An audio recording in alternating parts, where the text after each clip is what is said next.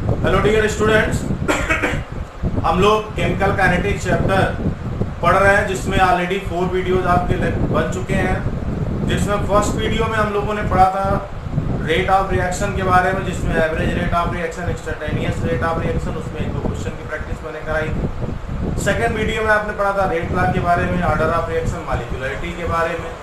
उसके बाद आपने जो थर्ड वीडियो पढ़ा वो जीरो ऑर्डर रिएक्शन आपने पढ़ा। आज आप जो लेक्चर देखने जा रहे हैं, जो वीडियो सुनेंगे, इसमें हम लोग फर्स्ट ऑर्डर रिएक्शन के बारे में चर्चा करेंगे। फर्स्ट ऑर्डर रिएक्शन बहुत ही इंपॉर्टेंट है। बेसिकली इसी पर सारे न्यूमेरिकल बेस्ड हैं आपके जो कोर्स में है। बाकी के वीडियोज आप अच्छे से सुन करके नोट्स बना लीजिए, कोई डाउट्स हो उनको पूछिए, क्योंकि सब एक दूसरे से रिलेटेड है। और आज जो हम आपको पढ़ाने चल रहे हैं वो बहुत बहुत इम्पोर्टेंट है, जिसमें हम लोग फर्स्ट ऑर्डर रिएक्शन का इक्वेशन पढ़ेंगे, उसके लिए जो फार्मूले हैं कैसे बनेंगे, उसके न्यूमेरिकल्स को कैसे सॉल्व करना है, ये सारी चीज़ें इस वीडियो में हम लोग अच्छे से आज पढ़ेंगे। तो पूरा वीडियो अच्छे से सुनिए, समझिए, जो डाउट होगा उसको आप पूछिएगा। और बाकी के वीडियो देखने के लिए आप लोग अपनी फ्रेंड्स को भी एक्सपर्ट एकेडमी डिजिटल जो यूट्यूब हमारा चैनल है उसको सब्सक्राइब कर लीजिए। उसमें सारे वीडियोस पड़े हुए हैं, और अगर उनसे ना समझ में आए, उन वीडियो से कोई भी डाउट आपको होता है तो उसको अलग से पूछिए। तो आज हम लोग पढ़ेंगे बेटा बहुत ही इंपॉर्टेंट फर्स्ट ऑर्डर रिएक्शन के बारे में in this video. First order reaction, ये फर्स्ट ऑर्डर रिएक्शन होती क्या है, फर्स्ट ऑर्डर रिएक्शन को हमको समझना कैसे है, इसको करना कैसे है, ये इसके बारे में हम लोग आज चर्चा करेंगे। तो फर्स्ट ऑर्डर रिएक्शन, जैसे ए गिव्स प्रोडक्ट, तो rate is equal to K ए। इसका मतलब हुआ ये फर्स्ट ऑर्डर का सिंबॉलिक है कि अगर किसी केमिकल रिएक्शन में रेट ऑफ रिएक्शन रिएक्टेंट की कंसंट्रेशन की सिर्फ एक पावर पर डिपेंड करता है, तब उसे हम फर्स्ट ऑर्डर रिएक्शन बोलते हैं। तो those chemical reactions in which rate of reaction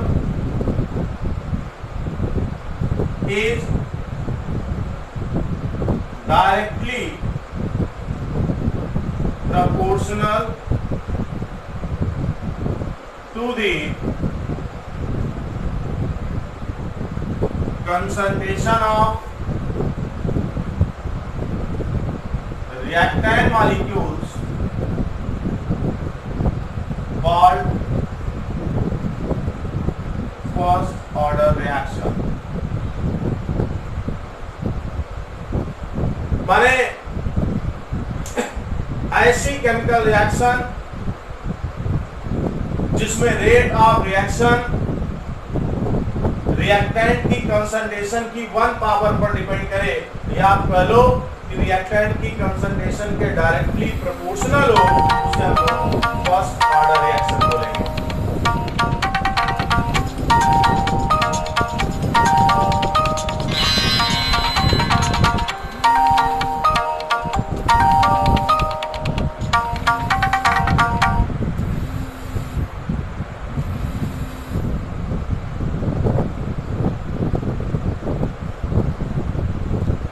तो उसे हम लोग बेटा फर्स्ट ऑर्डर रिएक्शन बोलते हैं, जिसमें रेट ऑफ रिएक्शन रिएक्टेंट की कंसंट्रेशन के डायरेक्टली प्रोपोर्शनल होता है। अब ये कोई जरूरी नहीं है कि रिएक्शन की कंडीशन यही हो। मान लीजिए A plus B gives product, तो rate equal to K A B की पावर 0, तब ये फर्स्ट ऑर्डर रिएक्शन होगी। या रेट इक्वल टू के ए की पावर 0 बी, तब ये फर्स्ट ऑर्डर रिएक्शन होगी। और अगर ये लिखा हो रेट इक्वल टू के ए की पावर 1/2 बी की पावर 1/2, तब ये फर्स्ट ऑर्डर होगा। कंडीशन कुछ भी हो सकती है, 1/2 इक्वल टू 1, ये फर्स्ट ऑर्डर रिएक्शन है। अब इसके एग्जांपल्स क्या होंगे बेटा? एग्जांपल्स हम लोग देखेंगे फर्स्ट ऑर्डर के, फर्स्ट ऑर्डर रिएक्शन के एग्जांपल्स क्या हैं। फर्स्ट है अमोनियम नाइट्राइड का डिकम्पोजिशन, यहां पर rate equal to K NH4 NO2 first order, decomposition of hydrogen peroxide,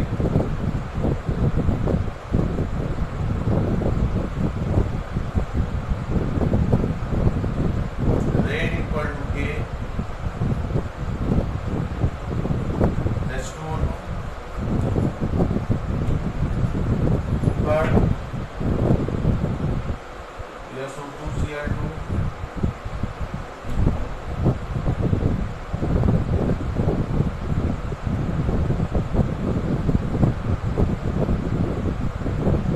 ये सब के सब आपके फर्स्ट ऑर्डर के एग्जांपल हैं।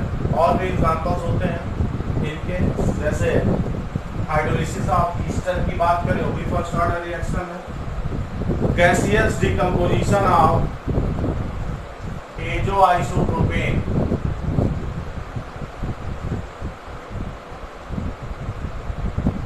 दिस इज द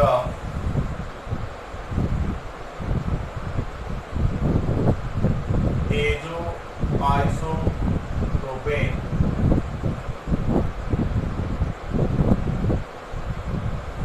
इसका जब डिकम्पोजिशन होता है तो भी ये फर्स्ट ऑर्डर रिएक्शन। ये सब की सब फर्स्ट ऑर्डर रिएक्शन है। 2N2O5 with 2N2O4 plus O2, ये भी फर्स्ट ऑर्डर रिएक्शन है। तो ये सारी की सारी आपकी फर्स्ट ऑर्डर रिएक्शन के एग्जांपल्स हैं।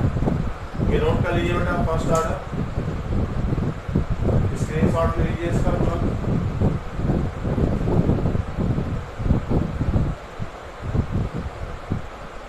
अब हम लोग देखेंगे बेटा integrated rate law method for first order reaction. Integrated rated rate law for first order reaction.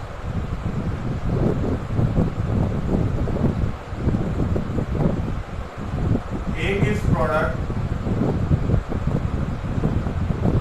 तो रेट इक्वल टू आपने पढ़ा माइनस DA/dt इक्वल टू के रेट की जो रेट ऑफ रिएक्शन है वो एक ही कंसंट्रेशन पर डिपेंड कर रहा है, उससे डायरेक्टली या माइनस DA/dt इक्वल टू के, या आप इसका साइड चेंज कर दीजिए, ए को इधर भेज दीजिए, dt को इधर भेज दीजिए, माइनस DA/A इक्वल टू के dt। अब हम क्या करेंगे, इस इक्वेशन को इंटीग्रेट करेंगे टाइम के रिस्पेक्ट में। अब ये हो जाएगा माइनस ln a, एक बार डिफरेंशिएट किया, इंटीग्रेट किया, सेम वैल्यू आ गई, डिवाइडेड बाई a, इसलिए नेचुरल लॉग में कन्वर्ट हो जाएगा ln a is minus ln a is equal to kt plus c। यहाँ पर c integration constant, c integration constant है, t टाइम है, k रेट कांस्टेंट। और जो हमने इक्वेशन को इंटीग्रेट किया था वो टाइम के रेस्पेक्ट में इंटीग्रेट किया था, इनिशियल टाइम और फाइनल टाइम के रेस्पेक्ट में इंटीग्रेट किया था। तो आपने पढ़ा है अगर हम टाइम को 0 ले लें तो a equal to a naught. जैसे देखिए a गिव्स प्रोडक्ट, जब टाइम 0 होगा तो इसकी कंसंट्रेशन a नॉट होगी और किसी टाइम पर इसकी कंसंट्रेशन a होगी। तो टाइम आपने 0 ले लिया तो a equal to a naught. अब आप क्या करोगे, इक्वेशन थर्ड में आप t और a की वैल्यू पुट कर दोगे। On putting the value of a and t in equation third, अब क्या मिलेगा आपको, माइनस ln a के प्लेस पर a नॉट और t के प्लेस पर 0 प्लस c, या c equal to minus ln a naught, c की वैल्यू। अब आप क्या करोगे, आप simply now on putting the value of c in equation third, ये आपका इक्वेशन थर्ड है, यहाँ c की वैल्यू पुट कर दो तो minus ln a equal to 80 और c की वैल्यू आ गई माइनस ln a नॉट।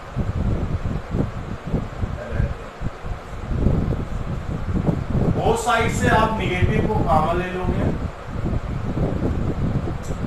तो ये मिल जाएगा ln a equal to minus 80 plus ln a not.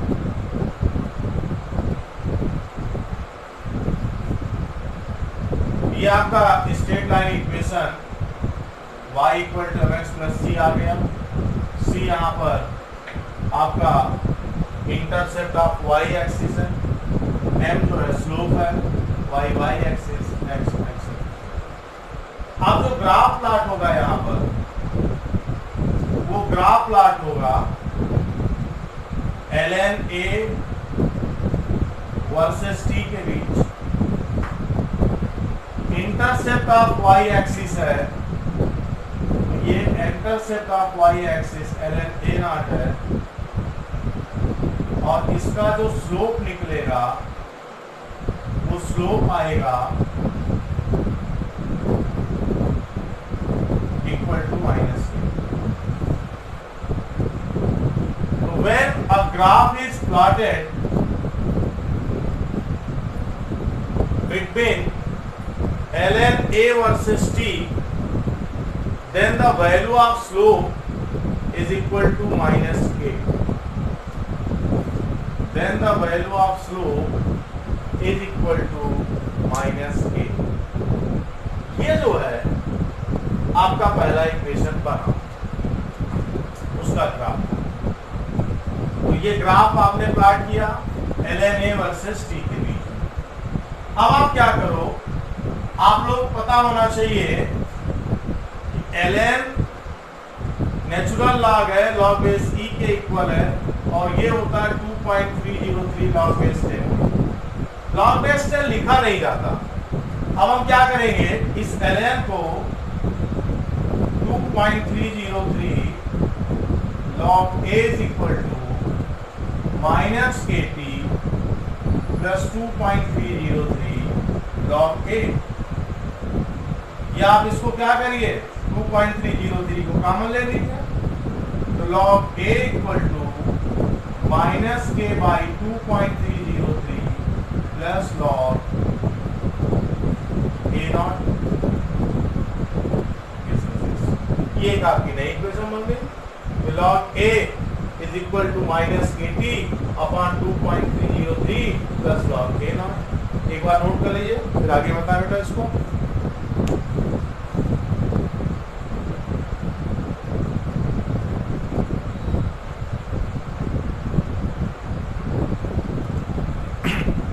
Screen screenshot ले लिया।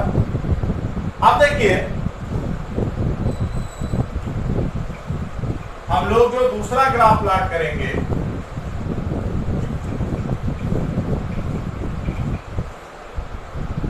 वो प्लॉट करेंगे log A वर्सेस T के बीच में, और ये वाला जो ग्राफ था वो ln A वर्सेस T के बीच ग्राफ था। यानी graph between ln A versus T, और ये है graph between log A versus T।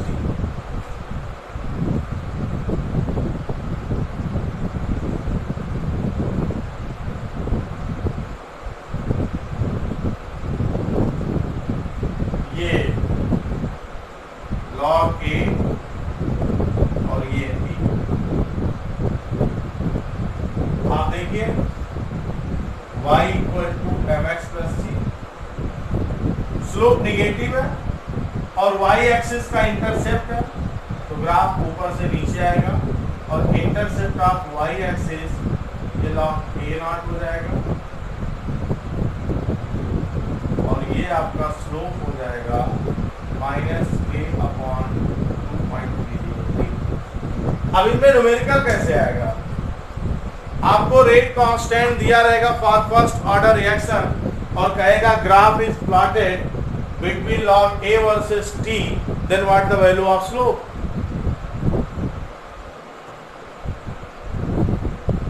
अब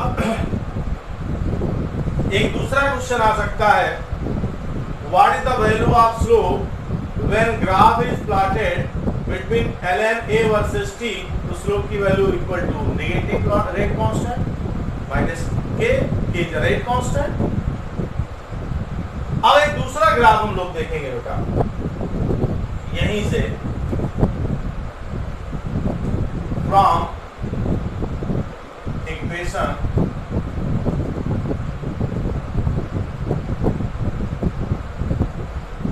ले लिया जाए 6। अब देखिए log A minus KT/2.303 plus log A0। इस इक्वेशन को आप लिख सकते हो log A0 minus log A equal to KT/2.303। क्या करना है? इसको इधर शिफ्ट करना है, इसको इधर, ये पॉजिटिव हो जाएगा और ये नेगेटिव हो जाएगा, बट हमने लिखा अलग अलग साइड में। log m minus log n equal to log a m upon log n, log m minus log n equal to log m upon log n, KT/2.303 plus 0। ये भी देखिए इक्वेशन बन गया आपका y equal to mx plus c। अगर यहां graph plot किया जाए तो ये ग्राफ किसके बीच होगा? log A0/A के बीच वर्सेस T। अब देखिए इंटरसेप्ट 0 है और स्लोप पॉजिटिव है, ग्राफ ओरिजिन से जाएगा,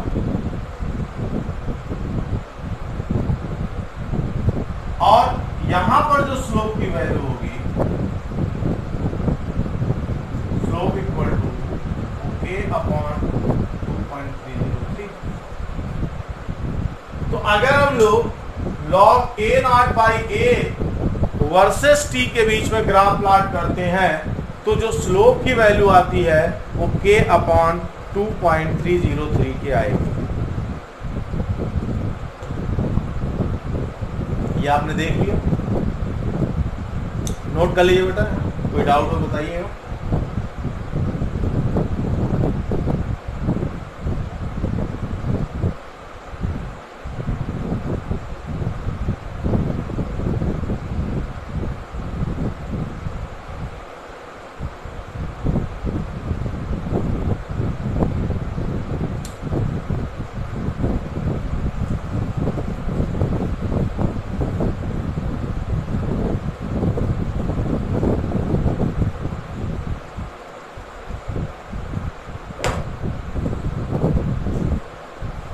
अब आपने देखा from equation 6 log A equal to minus KT upon 2.303 plus log A naught, और इसका जो फाइनल आपको मिला वो आपको मिला KT upon 2.303 is equal to log A naught upon A। ये फ्रॉम, ये डायरेक्ट आप चाह लीजिए फ्रॉम इक्वेशन 7, तब भी वही बात आएगी। तो K इज इक्वल टू हो जाएगा 2.303 log A naught upon A, या K इक्वल टू, या K equal to 2.303 by P log A naught upon A। ये आपका इक्वेशन फॉर फर्स्ट ऑर्डर मिल गया। फर्स्ट ऑर्डर इक्वेशन, माने फर्स्ट ऑर्डर रिएक्शन का इक्वेशन आपको ये मिल गया। K is equal to 2.303 by 3 log A naught by A। तो आपने देखा बेटा ये फर्स्ट ऑर्डर का इक्वेशन मिल गया। इसको थोड़ा सा और हम लोग सिंप्लीफाई करते हैं। जैसे A gives product time 0, A का A मोल है, प्रोडक्ट 0 होगा। इसी टाइम t पर प्रोडक्ट x बन गया तो A कितना बन जाएगा? A minus x। Initial concentration, final concentration. तो अब क्या होगा? K equal to 2.303 by P log A upon A minus x। ये आपका फर्स्ट ऑर्डर इक्वेशन बन के तैयार है।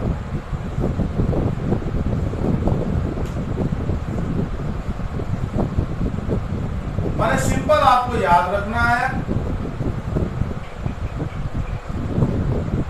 कि in case of first order reaction rate constant K equal to 2.303 by 3 माने time log initial concentration upon final concentration।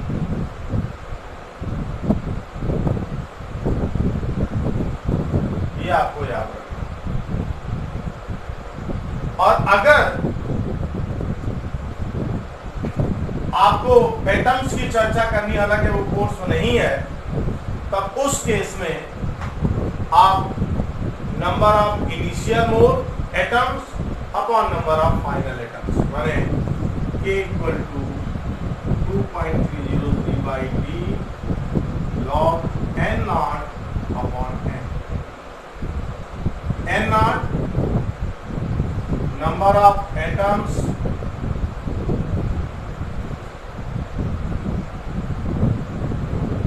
before disintegration,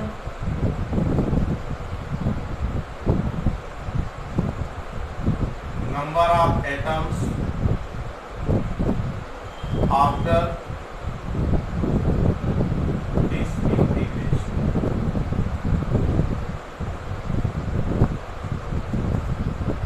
ये आपने देखा, ये फर्स्ट ऑर्डर के लिए आपको इक्वेशंस मिल गई।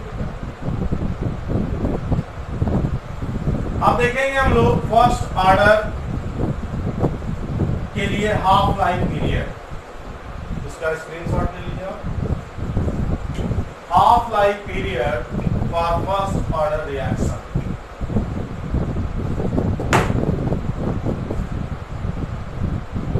Half life period for first order reaction। First order reaction के लिए half life period. Half life period की डिफिनीशन वही होगी, the time in which half reactant converts into product, या the time in which half reaction is completed time in which half concentration of reactant converts into the product molecule is called half life। जैसे हमने कोई reactant A का 10 मोल लिया तो वो time जिसमें इसका 5 मोल प्रोडक्ट में कन्वर्ट हो जाए उसे हम उस रिएक्शन का इस रिएक्शन का हाफ लाइफ पीरियड बोलेंगे। अब देखिए हमारा जो मेन इक्वेशन है K equal to 2.303 by T log A naught by A। अगर हम टाइम को टी हाफ लेते हैं तो A is equal to A naught by 2, concentration initial की आधी हो जाएगी according to the statement of half life. तो K इक्वल टू 2.303 T के प्लेस पर T half log A naught और A के प्लेस पर A naught by 2। A naught cancel हो गया, T हाफ लॉग 2, और आप लोग पढ़े लिखे हैं log 2 की जो वैल्यू होती है वो 0.3010।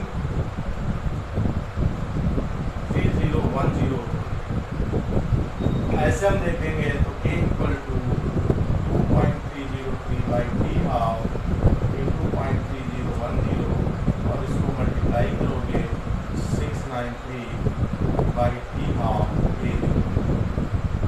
या T half equal to 0.693 by T. इसका मतलब ये हुआ कि in case of important relation आ गया, relation between half life and rate constant for first order reaction. Relation between half life and rate constant for first order.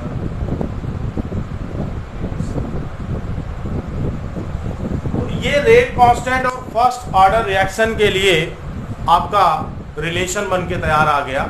यहां पर एक बड़ा इंपॉर्टेंट क्वेश्चन आता है कि prove that in case of first order reaction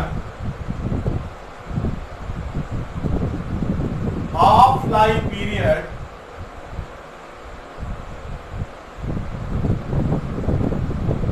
T half is independent to initial concentration of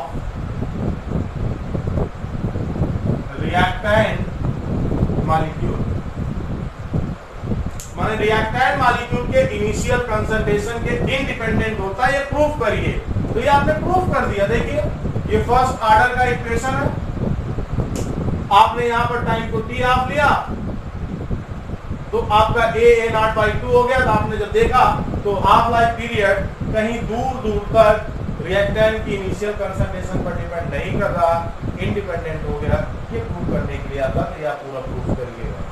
जबकि आपने देखा था फर्स्ट ऑर्डर की केस में तो हाफ लाइफ पीरियड वहां पर इनिशियल कंसंट्रेशन पर डिपेंड कर रहा था रिएक्टेंट के, बट फर्स्ट ऑर्डर की केस में half life period is independent to the initial concentration of the reactant molecule. ये आप लोग नोट कर लीजिए, ये बड़ा इंपॉर्टेंट क्वेश्चन है यहां से फर्स्ट ऑर्डर के। आप देखो बेटा इसमें दूसरी कौन सी बात है, इसको नोट करिए, स्क्रीनशॉट लीजिए तुरंत इसको।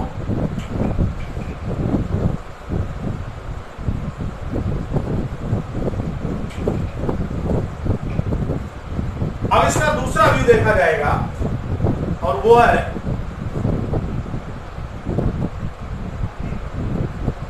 कि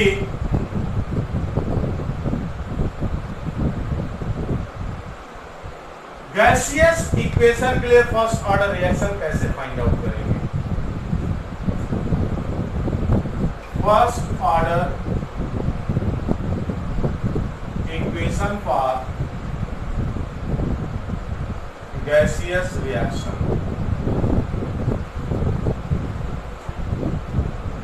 अभी आप नॉर्मल रिएक्शन में देख रहे थे कि रेट ऑफ रिएक्शन रिएक्टेंट की कंसंट्रेशन पर डिपेंड कर रहा था, लेकिन अब आप यहां देखोगे कि रेट ऑफ रिएक्शन कैसे रिएक्टेंट और प्रोडक्ट के पार्शियल प्रेशर पर डिपेंड करेगा। देखो बेटा, जैसे ए हमारी कोई गैस है जो बी और सी दो गैस में डिकम्पोज हो गई।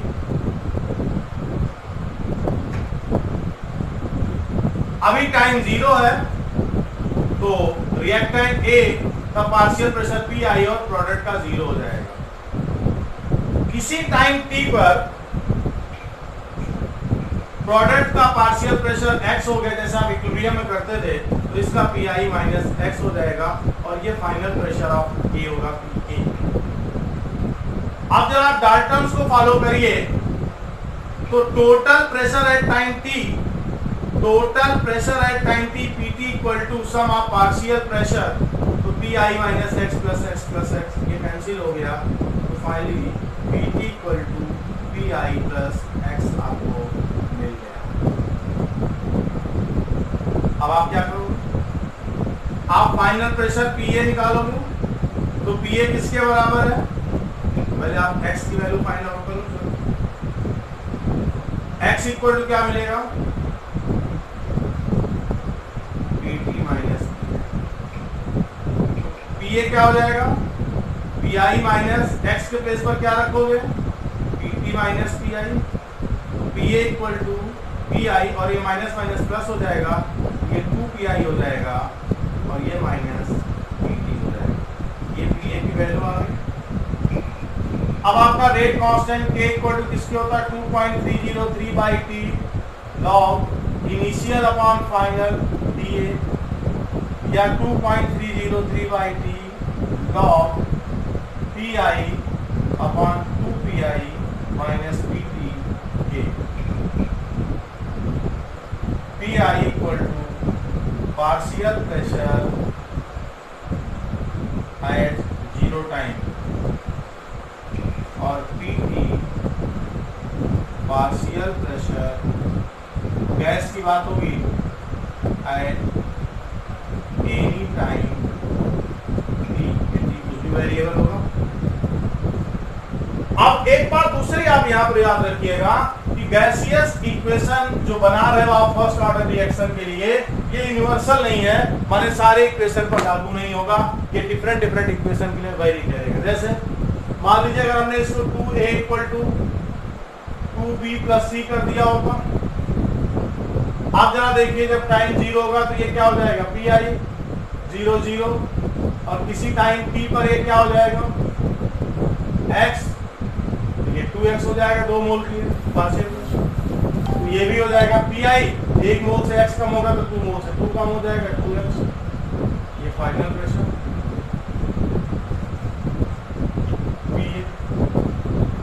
अब यहां से total pressure P T at time T, P I minus 2x plus 2x plus x, ये कैंसिल हो गया, तो P T equal to P I plus x.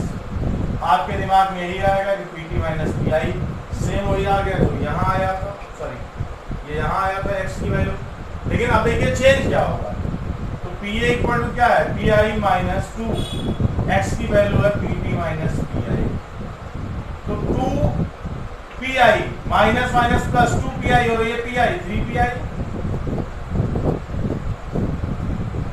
Minus 2 P T,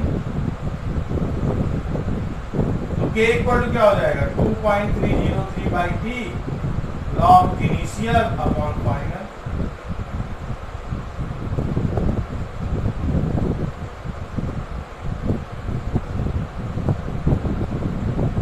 तो ये आप देख सकते हैं इक्वेशन चेंज हो गई नहीं हो गई बेटा, एक बार ये नोट कर लीजिए अच्छे से।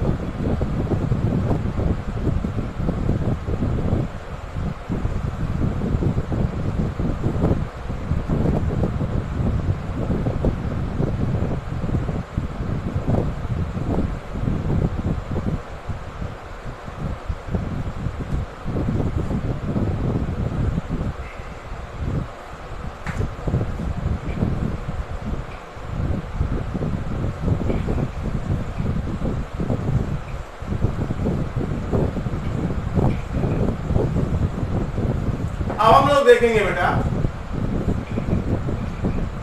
जैसे हमारा इक्वेशन है 2N2O5 gives 2N2O4 plus O2, ये साफ साफ दिख रहा है 2A equal to 2B plus C type का है कि नहीं है, बोलो।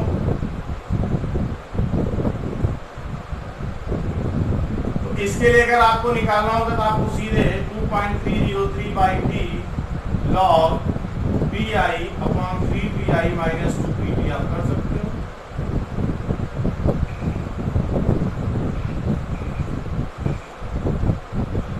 ठीक,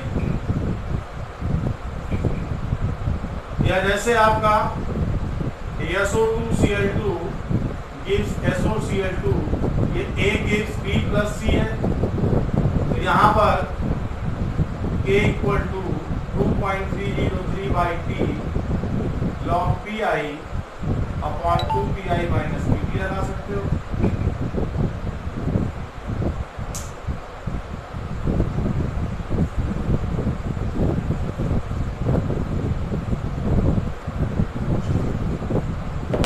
जैसे एक आपका एजो आइसोप्रोपेन है,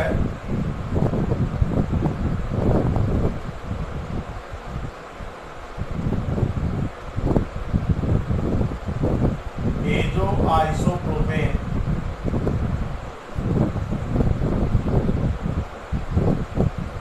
ये भी A equal to B plus C वाला है।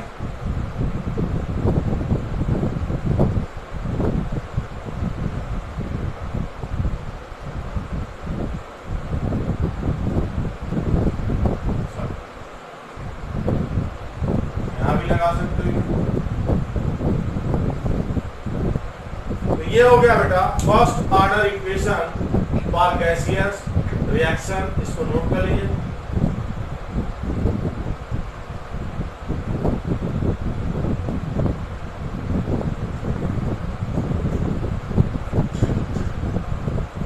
अब हम लोग देखेंगे characteristics of first order reaction.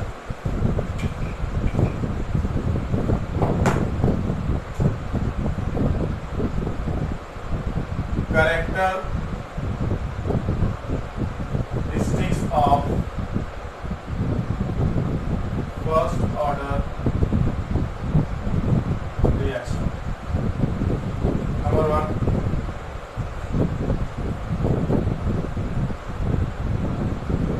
those reactions which follow equation K equal to 2.303 by T log A naught by A are first order। वो सारी की सारी केमिकल रिएक्शन जो equation 2.303 by T K equal to 2.303 by T log A naught by A को follow करेंगी, वो first order reaction होगी। For first order reaction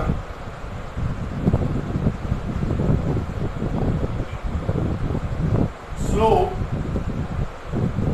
minus K is obtained on plotting graph between ln K versus T। या आप इसको लिख सकते हो for first order reaction slope K upon 2.303 is obtained on plotting graph between log K versus T। Third number, for first order reaction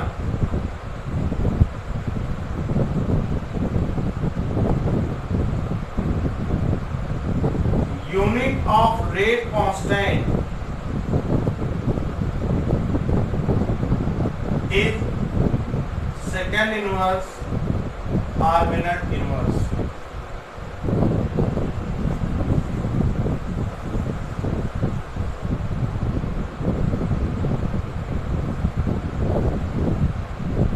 For first order reaction,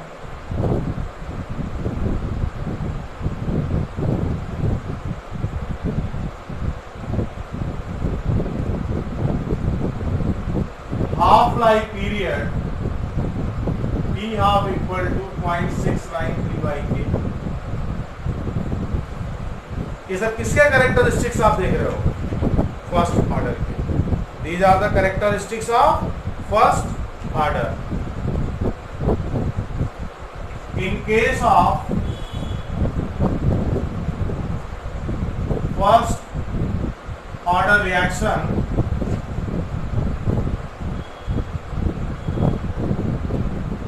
on increasing the,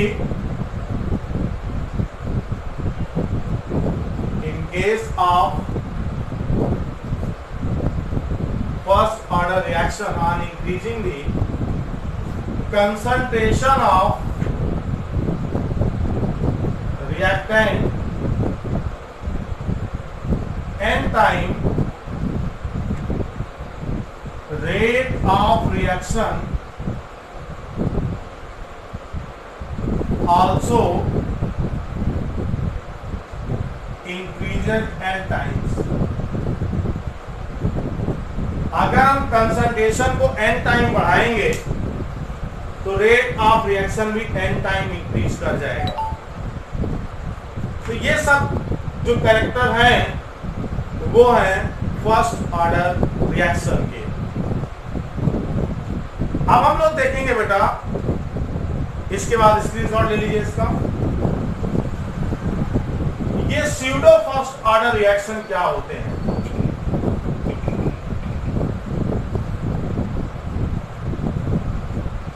pseudo first order reactions क्या होते हैं?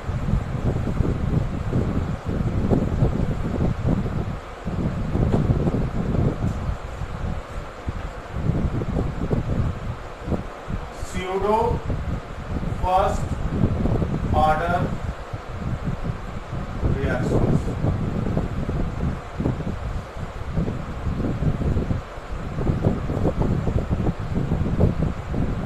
Pseudo का मतलब होता है बेटा झूठा.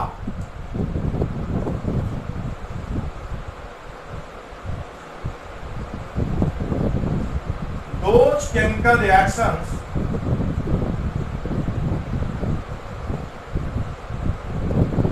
whose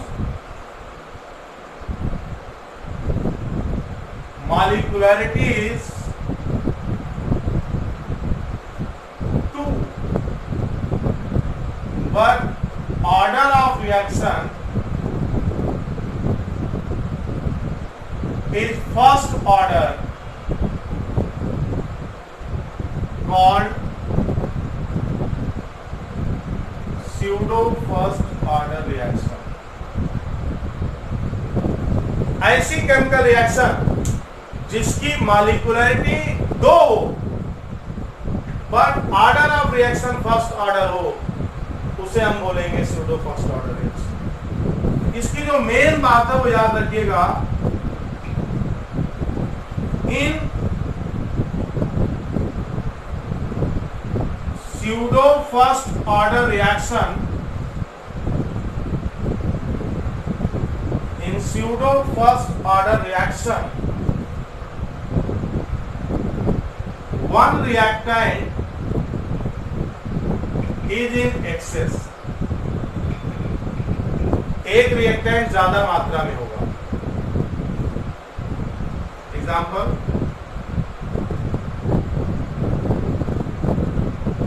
hydrolysis of Easter.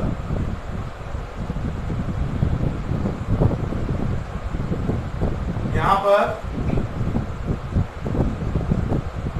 Water access में होगा,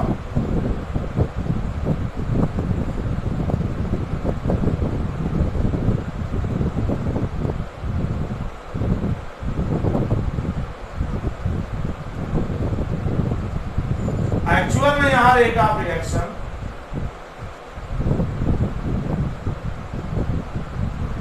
ईस्टर की कंसंट्रेशन पर डिपेंड करेगा, वाटर पर डिपेंड नहीं करेगा। जो एक्सेस में होगा उसकी कंसंट्रेशन पर रेट ऑफ रिएक्शन डिपेंड नहीं करेगा। जैसे बेटे मान लो हमने वाटर का 20 मोल लिया और ईस्टर का 0.5 मोल लिया, तो ईस्टर के 1 मोल को हाइड्रोलाइज करने के लिए वाटर का 1 मोल चाहिए, तो ईस्टर के 0.5 मोल को हाइड्रोलाइज करने के लिए वाटर का 0.5 मोल चाहिए। तो 20 मोल से 0.5 मोल कम हो गया, तो क्या वाटर कंसंट्रेशन पर बहुत असर पड़ेगा? नहीं पड़ेगा। इसीलिए कहा जाता है कि जो रिएक्शन की स्पीड है वो किस पर डिपेंड करेगी? कंसंट्रेशन ऑफ ईस्टर पर, ना कि वाटर पर। इसीलिए स्यूडो फर्स्ट ऑर्डर के जरूरी है कि हमारा जो एक रिएक्टेंट है वो एक्सेस में होना चाहिए। इसका दूसरा एग्जांपल है बेटा हाइड्रोलिसिस ऑफ केन शुगर, जिसको आप सुक्रोज बोलते हो।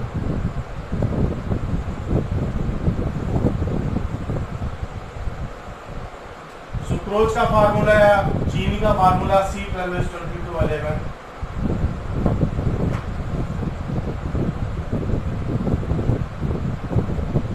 इसकी हाइड्रोलिसिस हो गई,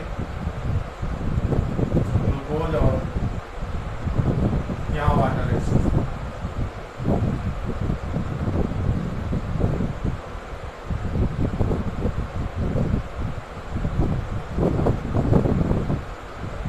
आज आपने इस वीडियो में देखा बेटा कि स्यूडो फर्स्ट ऑर्डर रिएक्शन क्या है, उसके लिए हम इंटीग्रेटेड रेट इक्वेशन कैसे फाइंड आउट करेंगे,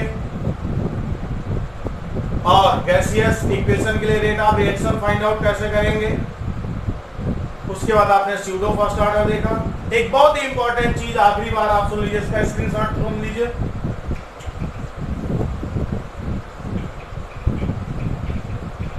इसके नेक्स्ट वीडियो लेक्चर में हम लोग न्यूमेरिकल्स करेंगे फर्स्ट ऑर्डर के। नोट करके लिख लीजिएगा, all radioactive disintegration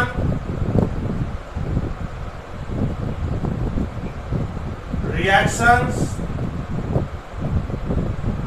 are first order.